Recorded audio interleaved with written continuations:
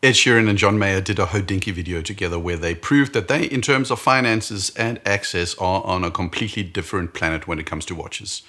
Ed Sheeran owns watches that nobody else owns. He can call Thierry Stone at Patek Philippe and ask for a customization, and he'll sometimes get a yes. And he even has multiple versions of the same watch that others will never ever see, let alone own. Ed seems like a great guy. He has an awesome collection, and I decided to see how close you can get to having a similar collection or similar type of watch as Ed Sheeran for a fraction of the price. You won't get that piece unique Patek, but I think that a lot of the feel you're looking for can be had for less money. These are my suggestions. Let's dive in. Ed Sheeran's first watch was a toy watch, which apparently still exists, which I was not aware of. So you could just go out and buy one directly from them.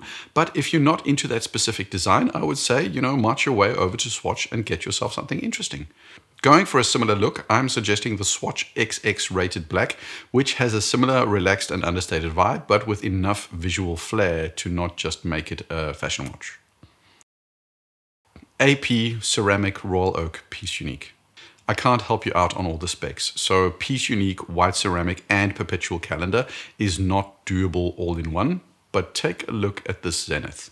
For just north of $10,000, you get the Zenith Defy Classic Skeleton Fusel. White ceramic case, 41mm case with integrated strap, 50 hours of power reserve, and 100 meters of water resistance. The dial is skeletonized, which in many ways to me serves a similar purpose to Piece Unique designs. It makes this dial exceptionally special. I personally feel that Zenith makes some of the very best skeletonizations out there. They balance skeletonization detail together with excellent legibility superbly well. This watch is also sufficiently thin, and it sits impressively on the wrist and is a limited edition, but can still be found. I could at least click buy on the Zenith website still. Not that I did, but it did not say sold out at the time of doing this video. Hublot Big Bang Skull Limited Edition. $250 and you have a watch that does the same. Mr. Jones is this niche watch producer that makes fashion-esque watches. Not like MVMT or Vincera, but with much more personality and creative integrity. I'm not sure if it's a Chinese movement or a So-Prod or something, but it's not a high-end movement by any stretch of the imagination. But the skull is there, just like Hublot, but here you have designers that have succeeded in making a dial face that utilizes the skull as part of the time-telling mechanism. That's cool. Definitely go this way. 5230G, another piece unique for Mr. Sheeran, a gorgeous watch from a renowned watchmaker. The fact is that world timers have become quite accessible as complications. You do sometimes sacrifice on one or two characteristics, specifically thickness of the movement, and as a consequence of that thickness, the case, and also to some extent the size of the case diameter. And then, depending on the movement, the mechanism to adjust the world time function is not always that elegant. There are, though, watches that will give you a very similar feel to the 5230. It's watches like the Frederic Constant World Timer, it's the Nomos Weltzeit, and finally it's the Omega Aquaterra World Timer. The Frederic Constant has a very similar vibe to the Patek with a more classic case design, leather strap and globe at the center. It's clearly positioned as a dress watch offering and does it really well. And at a size of 42mm and a thickness of 12.1mm, this watch is infinitely wearable and has a very respectable movement for the price in there. The Weltzeit, I think, is technically not quite a world timer due to the way the time zone functions, but especially in white, it's a stunning watch that will do everything you in practicality need from a world timer. It's more restrained, but more contemporary also compared to the more classically designed Frederic Constant. Finally, there's the Aquaterra, which is firmly in the sports watch category. I've been critical of this watch because of its size and thickness, but especially the titanium version has grown a lot on me and is definitely an option for under 15K if you're looking for a more sport-forward world timer.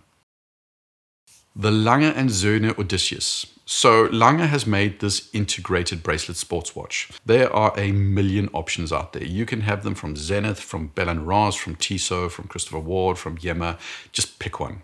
No. One of the things Ed mentioned about this watch was how much he liked the bracelet and specifically the easy adjust mechanism, which he and John Mayer actually spent some time talking about. For my recurring viewers, you already know where this is going, but for those of you that are new to the channel, well, the bracelet on the Odysseus is not unique to Lange & Söhne. It's a sourced bracelet from a manufacturer named Brogioli. And this exact bracelet and easy adjust mechanism can be found in the IWC Pilot Mark 20. It's going to give you a lot of the same vibe as the Lange in a $6,000 watch with 120 hours of power reserve and quite possibly the best pilot's watch available right now. And you get the Lange bracelet. What's not to like? Here we have a watch that you could actually buy just without the Ed Sheeran branding on the dial. It's the Heritage Black Bay in 41mm with a black dial and black bezel. It's a great watch, but I would actually do something else even though you can actually get a hold of it. I would downgrade the size to the Black Bay 58. Personally, I think it has overall better proportions, so that definitely would be my go-to. If for some reason you don't like the gilt look of the BB58, then I would go for the BB54. Or I would wait until the third gen of the Black Bay comes out. It's already out in Burgundy, and my guess is black will be on the way with the same updated case dimensions and dial and hands configuration. I like G-Shock. I like the 6900, but this was a shameless plug from Ed and Hodinkee to get you to buy their collab version of the 6900. I, however, do think the Casio in yellow is a better option. It's better looking, it has Bluetooth connectivity, and it's solar powered, which the 6900 isn't. It's also cheaper, so there's that too. 5208P from Patek. This watch sells for over $1 million. Just let that sit with you for a moment. $1 million. Chronograph, minute repeater, and instant perpetual calendar. This watch is a level beyond ridiculous. It's positively ludicrous. I could suggest a $150,000 Lange and you would still be saving money. There's even an IWC Portuguese perpetual calendar, which I have always thought was a really impressively designed watch with a stunning dial. IWC actually do a lot of good things at this price range, but ultimately it's too expensive. This might be a controversial pick for me, but again, this is about giving you an aesthetic appeal that is similar to the watch in question without going full homage. My choice is the Breitling Duograph. This is a 42mm watch for around $12,000. It's a little bit on the thick side at over 15mm, but that's also the case for the Patek. It's a mechanical, hand-wound movement with a dual chrono retroprante function. That's a lot of movement for this kind of money. And personally, in terms of dial execution, just the looks, I actually prefer the Breitling. And if you need a repeater style function, well then buy a Christopher Ward on the side. It's not quite a repeater, but it does have a chime. The AP Spider-Man is a watch I hate with a passion, and although Ed and John came across as really nice guys, they also came across as having no clue as to what things actually cost. And being able to order 2 Spider-Men from AP just for a laugh rubbed me a little bit in the wrong way, but okay, maybe I'm just jealous. Nevertheless, if you really want a Spider-Man, then I suggest a $25 watch from Amazon, which actually I think looks kind of cool. Alternatively, you can download a background to your Apple Watch and boom, you've got an infinitely better looking and far more practical Spider-Man watch. Ed was also wearing a Royal Oak. Whether it was the regular or an ultra slim or a jumbo was unclear to me, but this is where the Christopher Ward 12 comes into the picture. It's a stunning watch which represents enormous value at the price. It's available in 2 sizes, it has multiple dial variations, and it's also in a COSC certified titanium version. The CW12 has been an absolute knock it out of the park crowd pleaser since it was announced earlier this year, and is one of the very best integrated bracelet offerings out there right now. If it weren't for the resale value of the 5711 or Royal Oak, I would likely prefer the CW12 over a 5711. Not a Royal Oak, I like that more, but the 12 really is that good. The 5726 is yet another integrated bracelet watch. This time it's a Nautilus, which is of course about as iconic as you can possibly get. You could go Bell & Ross with the X3, which is very much similar in a more industrial and chunky design, but I think it would be going overboard and would come across as homage and not in a good way. Also, the Bell & Ross is not, in my view, that great value. What we have, though, is an iconic case design with an annual calendar and a moon phase. Where can we possibly get an annual calendar with a moon phase? Simple.